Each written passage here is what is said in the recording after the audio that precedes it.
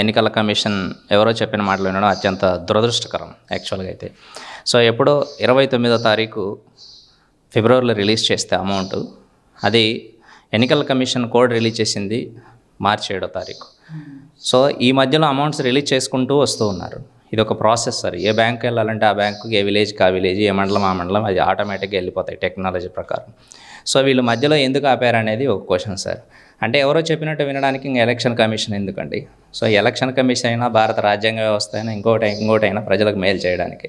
మేలు చేసే ఒక పనిని ఆపడం అనేది చాలా దురదృష్టకరం. అది కూడా ఎన్నికల ప్రక్రియను, ఎన్నికల కమిషన్ అడ్డపెట్టుకొని చేయడం అనేది చాలా దురదృష్టకరం సార్. సో ఇప్పుడు చేయూత కింద మహిళలు 18,500 రూపాయలు అందుకోవాలి. సో అది ఆపేశారు. వాళ్ళు చిన్న చిన్న వ్యాపారాలు చేస్తున్నారు కాబట్టి, ఆ చిన్న చిన్న వ్యాపారాలు చేసే వాళ్ళకి నెలసరి కట్టుకోవడానికో ఇంకో దానికో ఇవి అవసరం అవుతాయి సార్ అమౌంట్. దాన్ని ఆప్ చేయడం అనేది అత్యంత దురదృష్టకరం. అలాగే మనకి రైతు భరోసా ఇన్పుట్ సబ్సిడీ ఇస్తున్నారు. ఈ ఇన్పుట్ సబ్సిడీకి ఇప్పుడు కరెక్ట్గా వర్షాలు పడ్డాయి సార్. కరెక్ట్గా రైతులకు పంట వేసుకోవడానికి కావాల్సిన అమౌంట్ అందాలి. సో దాన్ని ఆప్ చేశారు. ఏమొచ్చిందండి ఎలక్షన్ కమిషన్కి?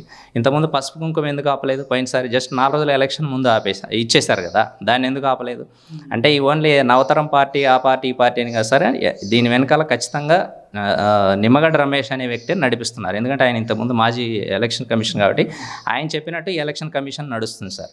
సో నవతరం పార్టీని అడ్డపెట్టేసుకొని ఇవన్నీ ఎందుకు సార్? ప్రజలకు మేలు చేయడానికి ఎవరైనా రాజకీయ నాయకులైనా కానీ, ఎలక్షన్ కమిషన్ ఎవరైనా కానీ ప్రజలకు మేలు చేసే పని ఆపడం అనేది చాలా దురదృష్టకరం. అందులో ఎన్నికల కమిషన్ తన గౌరవాన్ని, విశ్వాసాన్ని కోల్పోద్ది ఇలాంటి వేరే వాళ్ళు చెప్పిన మాటలు వినడం వల్ల సార్.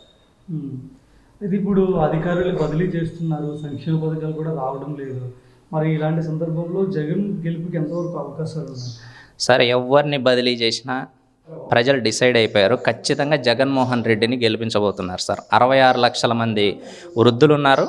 66 లక్షల మంది వృద్ధులు కూడా ఎప్పుడెప్పుడు జగన్మోహన్ రెడ్డిని ఆశీర్వదించుదామా, ఎప్పుడెప్పుడు ఎలక్షన్, రేపొద్దున ఎలక్షన్ అయితే బాగుండు అనుకుంటున్నారు. సో 26 లక్షల మంది చేయూత అందుకునే మహిళలు ఉన్నారు. మహిళలు ఎప్పుడెప్పుడు జగనన్న ఓటేద్దామా, తమ్ముడిని ఎప్పుడు గెలిపించుకుందామా అని రెడీగా ఉన్నారు. సో 40 లక్షల మంది విద్యాదీవెన అందుకున్న తల్లులు రెడీగా ఉన్నారు, అన్నయ్యకి ఎప్పుడు ఓటేద్దామా అని చెప్పేసి. సో రైతులైతే 23 లక్షల మంది రైతులు రెడీగా ఉన్నారు, తమ్ముడిని ఎప్పుడు ఎన్నుకోవాలా అని చెప్పేసి. కాబట్టి సార్ అన్ని వర్గాలు, అన్ని ప్రజలు కూడా జగన్ను ఆశీర్వదించడానికి సిద్ధంగా ఉన్నారు. ఖచ్చితంగా జగన్ ముఖ్యమంత్రి కాబోతున్నారు, అందులో అనుమానమే లేదు సార్.